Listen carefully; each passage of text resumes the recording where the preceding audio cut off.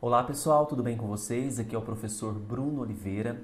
Hoje nós vamos avançar nos estudos da Lei 8.112, tá bom? Nós falaremos hoje dos artigos 153 ao 166, onde nós trabalharemos com o tema inquérito administrativo. Combinados? Preparados? Antes disso, gostaria de pedir que vocês curtissem o vídeo, se inscrevessem também no canal. Sobre o inquérito, o artigo número 153, ele prevê que o inquérito administrativo ele vai obedecer ao princípio do contraditório e vai assegurar àquele acusado ampla defesa, com a utilização de meios e recursos admitidos em direito. Então, o princípio constitucional do contraditório e da ampla defesa vai ser garantido a esse acusado, tá bom? Os autos da sindicância, eles vão integrar o processo disciplinar como peça informativa da instrução. Obviamente, os autos da sindicância possuem elementos ali muito relevantes para integrar o processo disciplinar, dando mais força àquela instrução. Na hipótese do relatório da sindicância concluir que a infração está capitulada como ilícito penal, a autoridade competente ela tem uma grande responsabilidade, que é encaminhar a cópia dos autos ao Ministério Público, tá bom? Então é muito importante. Na iminência ali de uma ação, né, de uma determinação em que naquele relatório há uma infração que é capitulada como ilícito penal, o Ministério Público ele deve conhecer desta informação, tá bom? Independentemente, olha só, da imediata instauração do processo disciplinar, tá certo? Bom, pessoal, na fase do inquérito, a comissão ela vai promover a tomada de depoimentos, acariações, investigações e todas aquelas diligências cabíveis, objetivando a coleta de prova, recorrendo, quando necessário, a técnicos e peritos, de modo a permitir a completa elucidação dos fatos. Tudo isso que vai ser tomado, depoimentos, acariações, investigações, são de suma importância para que sejam detalhados todos os fatos, para que fiquem claros, elucidados, né, todos aqueles fatos. Será assegurado ao servidor o direito de acompanhar o processo, seja de forma pessoal ou por intermédio de procurador. Lembrando que não é obrigatório o advogado nessa instrução de processo administrativo, tá bom? Então, ele vai ser assegurado a ele acompanhar, seja pessoalmente ou por intermédio de procurador, ou seja, de um advogado, arrolar e reinquirir testemunhas, produzir provas, contraprovas, formular quesitos, quando se tratar de prova pericial. O presidente da comissão pode ainda denegar pedidos que são ali considerados por essa comissão ou por ele impertinentes, meramente protelatórios, que sejam para atrasar o trabalho da comissão, ou de nenhum interesse para o esclarecimento dos fatos, tá? Será indeferido o pedido de prova pericial quando a comprovação do fato independer de conhecimento especial de perito. Tá? Então, olha, será indeferido o pedido de prova quando aquele fato que está ali sendo necessária a comprovação não precisa de um conhecimento especial de perito para que haja aquela comprovação, ok? As testemunhas serão intimadas a depor mediante mandado expedido pelo presidente da comissão, devendo a segunda via, consciente do interessado, ser anexado aos autos. Então, perceba, intimação de testemunhas, eu preciso comprovar, anexar junto aos autos que houve a ciência daquele interessado quanto à intimação, tá? Se a testemunha for servidor público, a expedição do mandado será imediatamente comunicada ao chefe da repartição onde serve, com a indicação do dia e também da hora marcados para a inquirição.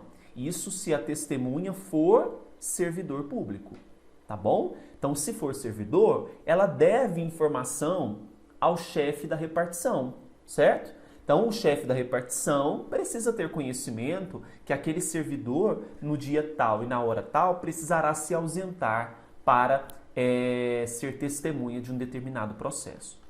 Bem, O depoimento ele será prestado oralmente e reduzido a termo. Então, ele vai ser prestado oralmente, mas tudo isso vai ser registrado. Não sendo lícito a testemunha trazê-lo por escrito. Ah, mas às vezes eu vou esquecer de algum fato. Independente disso. Isso tem que ser feito tudo oralmente.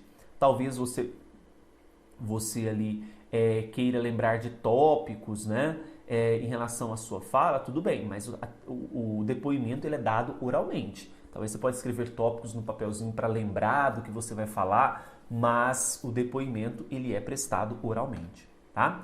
As testemunhas serão inquiridas separadamente para uma não influenciar na outra. Na hipótese de depoimentos contraditórios, então tem o depoente A e o B, e eles estão se contradizendo, ou que um não confirma o que o outro diz, né? Proceder-se-á a cariação entre esses depoentes. Coloca agora um frente ao outro, né? Concluída a inquirição das testemunhas, a comissão vai promover o interrogatório do acusado, observando os procedimentos dos artigos 157 e 158 também, tá? Então perceba, é uma etapa após a outra, né? Então há a inquirição das testemunhas e agora nós estamos na fase do interrogatório do acusado. Se houver mais de um, cada um deles será ouvido de forma separada. E sempre que houver divergência nas suas declarações, sejam sobre fatos ou circunstâncias, será promovida a acariação entre eles. Tá? Também, como aconteceu lá nas testemunhas, vai acontecer aqui também no caso de houver mais de um acusado. Ok? O procurador do acusado poderá assistir ao interrogatório, bem como também quando houver a inquirição de testemunhas, sendo-lhe vedado interferir nas perguntas e nas respostas, facultando, porém, reinquiri-las por intermédio do presidente da comissão. Tá bom? Então, houve-se ali a inquirição das testemunhas, ele participa, o advogado participa, ele não pode interferir, mas depois, intermediado pelo presidente da comissão, é possível que haja uma reinquirição a essas testemunhas, ou seja, realização de perguntas por meio do presidente. Bem, quando houver dúvidas sobre a sanidade mental do acusado, a comissão proporá à autoridade competente que ele seja submetido a um exame por junta médica oficial, da qual participe pelo menos um médico psiquiatra. Então vai ter a participação ali de alguém que é especialista nisso. O incidente de sanidade mental será processado em auto separado, apartado e apenso ao processo principal, anexado ao processo principal, quando houver depois da expedição do laudo pericial. Tudo isso seguindo essas etapas, tá? Tipificada a infração disciplinar, será formulada a indiciação do servidor, com a especificação dos fatos a irem imputados e também das respectivas provas. Isso acontece quando? Quando houver a tipificação da infração disciplinar ocorrida. O indiciado ele será citado por um mandado expedido pelo presidente da comissão para apresentar defesa escrita no prazo de 10 dias, assegurando vista do processo na repartição. Então, esse prazo de defesa ele é importante para a prova. Tá? Então, defesa escrita, prazo de 10 dias. Ok? Não se esqueçam disso. Defesa escrita no prazo de 10 dias. Bem, se houver 2 ou mais indiciados, o que vai acontecer com o prazo? Ele vai ser dobrado, né? O prazo vai ser comum e vai ser um prazo de 20 dias quando houver 2 ou mais ali indiciados, tá? O prazo de defesa pode ser prorrogado pelo dobro para diligências reputadas indispensáveis, tanto quando houver 1, que aí de 10 passa para 20, quando houver 2 ou mais, de 20 passa para 40. No caso de recusa do indiciado em apor o ciente na cópia da citação, o prazo para defesa será contado da data declarada, em termo próprio, pelo membro da comissão que fez a citação, com a assinatura de 2 testemunhas. Ah, então o senhor não quer se dar por ciente? Tudo bem, não tem problema. Eu tenho ali, eu posso colher a assinatura de 2 testemunhas e isso vai acontecer e o prazo para defesa será contado da data declarada. tá? O indiciado que mudar de residência, olha só, ele fica obrigado a comunicar à comissão o lugar onde ele poderá ser encontrado, tá bom? Não adianta dar uma de fujão, não. Achando-se o indiciado em lugar incerto ou não sabido, ele será citado por edital, publicado no Diário Oficial da União e em jornal de grande circulação na localidade do último domicílio conhecido para apresentar defesa. Nessa hipótese, ou seja, quando houver a citação por edital, o prazo para defesa será de 15 dias a partir da última publicação do edital e não 10 dias como era o comum, tá? Agora sobre o Instituto da Revelia. Considera-se revel ou indiciado que regularmente citado não apresenta defesa. Então ele foi citado corretamente, tem ciência disso, mas não apresenta defesa. A revelia ela será declarada por termo nos autos do processo e devolverá o prazo para a defesa. Tá? Para defender o indiciado revel, a autoridade instauradora do processo vai designar um servidor como defensor dativo, vou até colocar aqui com marca-texto, um servidor como defensor dativo, olha só, que deverá ser ocupante de cargo efetivo superior ou de mesmo nível, ou ter nível de escolaridade igual ou superior ao do indiciado. Então, quando nós teremos um servidor como defensor dativo? Quando for um indiciado revel, que não apresentou defesa. Tá?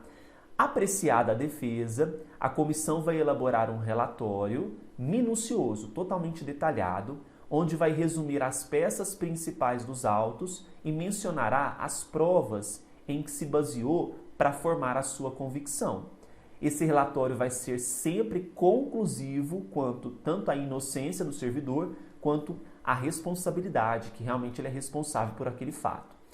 Se for reconhecida a responsabilidade, a comissão vai indicar o dispositivo legal ou regulamentar que ele transgrediu, que ele violou, bem como as circunstâncias tanto agravantes quanto atenuantes. Tá? O processo disciplinar, com o relatório dessa comissão, será remetido à autoridade que determinou a sua instauração para julgamento. Então agora nós passaremos no próximo vídeo a detalhar melhor essa fase de julgamento. Tá bom? Então no vídeo de hoje nós falamos sobre inquérito. Um grande abraço para vocês, curtam o vídeo, se inscrevam no canal e até o próximo da Lei 8.112. Fiquem com Deus. Agora, pessoal, se você gostou do vídeo, dê o seu like, se inscreva no canal e clique no sininho para receber todas as novas publicações. Além disso, no nosso canal do YouTube nós temos várias playlists com leis comentadas, questões comentadas, feitas com muito carinho para você. Siga também o Professor Bruno Eleitoral no Instagram. Basta você digitar aí @Professor Bruno Eleitoral. E no Facebook, www.facebook.com/Cursos Bruno Oliveira. Um grande abraço e até mais.